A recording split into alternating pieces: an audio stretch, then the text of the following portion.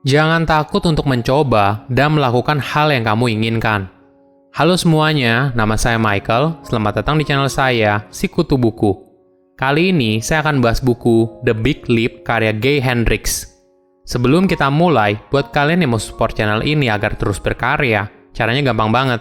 Kalian cukup klik subscribe dan nyalakan loncengnya. Dukungan kalian membantu banget supaya kita bisa rutin posting dan bersama-sama belajar di channel ini.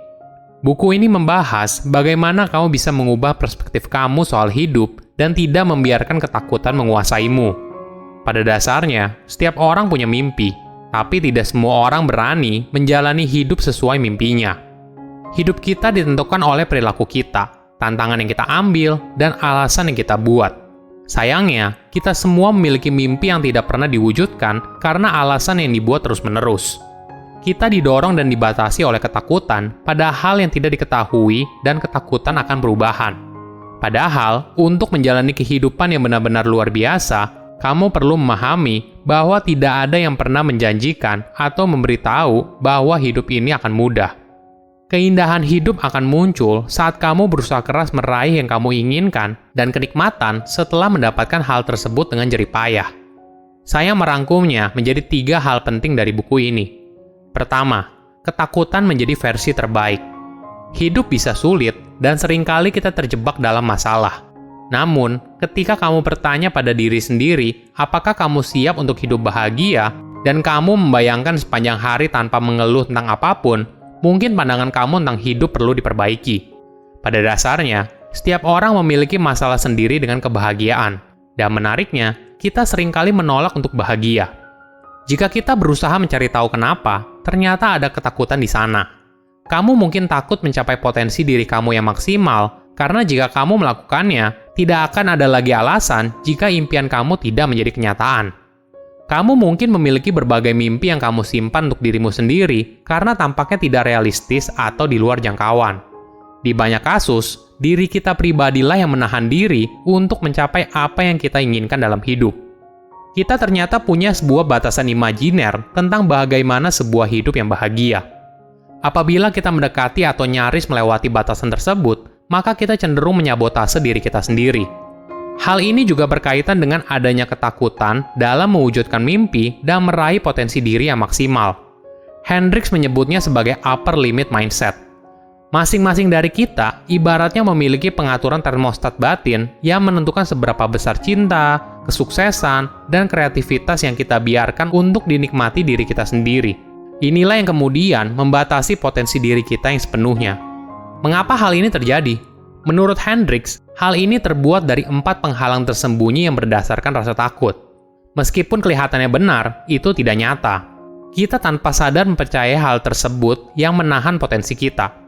Pertama, feeling fundamentally flawed. Ini adalah pemikiran di mana kamu merasa kalau kamu tidak bisa mengembangkan potensi diri kamu seutuhnya karena ada hal mendasar yang salah dengan dirimu. Kedua, disloyalty and abandonment. Ini adalah pemikiran kalau kamu tidak bisa meraih sukses yang lebih besar lagi karena dampaknya kamu akan berakhir sendirian, tidak setia dengan apa yang kamu yakini di awal, dan meninggalkan orang dari masa lalu. Ketiga, believing that more success brings a bigger burden.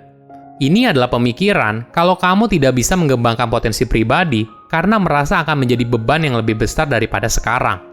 Keempat, the crime of outshining. Ini adalah pemikiran, jika saya mengembangkan potensi diri saya sepenuhnya, maka saya akan buat orang lain terlihat buruk. Kedua, mencari zona jeniusmu. Apakah kamu pernah bekerja sangat fokus sampai lupa waktu? Saking menikmatinya pekerjaan tersebut, kamu sampai tidak sadar kalau kamu telah menghabiskan berjam-jam untuk mengerjakannya. Untuk berubah hidup, kita harus menemukan zona jenius kita sendiri. Ada 4 zona yang harus kamu ketahui. Pertama, zone of incompetence. Zona ini terdiri dari semua aktivitas yang tidak kamu kuasai dengan baik. Kalau sudah begitu, delegasikan pekerjaan ini kepada orang lain atau temukan cara kreatif untuk menghindarinya. Kedua, zone of competence. Zona ini terdiri dari semua aktivitas yang kamu kuasai dengan baik, tapi juga bisa dikerjakan oleh orang lain. Kebanyakan orang berhenti di sini dan tidak berusaha untuk eksplorasi dirinya lagi. Ketiga, zone of excellence. Zona ini terdiri dari semua aktivitas yang bisa kamu lakukan dengan sangat baik. Kamu merupakan seorang yang ahli di bidang tersebut, tapi hal ini tidak memberikanmu kebahagiaan dalam mengerjakannya. Di satu sisi, menjadi ahli merupakan hal yang baik, tapi di sisi lain, ini adalah jebakan yang membuatmu berhenti untuk mengembangkan potensi unikmu dengan maksimal. Keempat, Zone of Genius. Zona ini terdiri dari semua aktivitas yang memberikanmu kebahagiaan dan merupakan potensi unik dirimu. Ketika kamu mengerjakan hal ini, bukan hanya hal ini akan membawamu kesuksesan, tapi juga kebahagiaan batin. Pertanyaannya sekarang seperti ini, bagaimana untuk bisa masuk ke dalam zona jenius? Kebanyakan orang mungkin tidak tahu apa zona jenius mereka. Ada beberapa pertanyaan yang bisa membantu kamu untuk menemukan zona jeniusmu. Pertama, aktivitas apa yang saya suka lakukan? Aktivitas atau pekerjaan apa yang bisa membuat saya mengerjakannya selama berjam-jam tanpa merasa bosan? Kedua, pekerjaan apa yang saya lakukan tapi tidak seperti bekerja? Ketiga, pekerjaan apa yang memberikan saya kepuasan saat mengerjakannya? Pertanyaan ini akan membantu kamu untuk mencari tahu apa zona jeniusmu. Mungkin ini butuh waktu untuk eksplorasi diri dan tidak semua orang bisa punya kesempatan untuk menjalani zona jenius dalam hidupnya. Namun, jika kamu setia dalam mencari apa zona jeniusmu, maka suatu saat akan ada momen di mana kamu akhirnya menemukan apa yang kamu cari. Ketiga, tips menjalani hidup yang utuh. Banyak orang merasa tidak punya waktu, tapi apakah itu benar? Setiap orang punya waktu 24 jam yang sama, namun cara mereka menjalaninya tentu saja sangat berbeda. Jika kamu ingin sukses, maka kamu harus mulai dengan bertanggung jawab atas waktu yang kamu miliki. Tidak perlu cemas atas hal yang tidak bisa kamu kontrol dan fokus pada hal yang bisa kamu kerjakan. Namun kadangkala, kita juga sering tidak mengerjakan tanggung jawab yang seharusnya kita kerjakan. Seiring berjalannya waktu, hal ini akan menghasilkan stres yang tinggi apabila masalah ini tidak kita kerjakan. Selain fokus pada hal yang bisa kita kontrol, tips lain untuk mengatur waktu yaitu dengan berhenti mengeluh.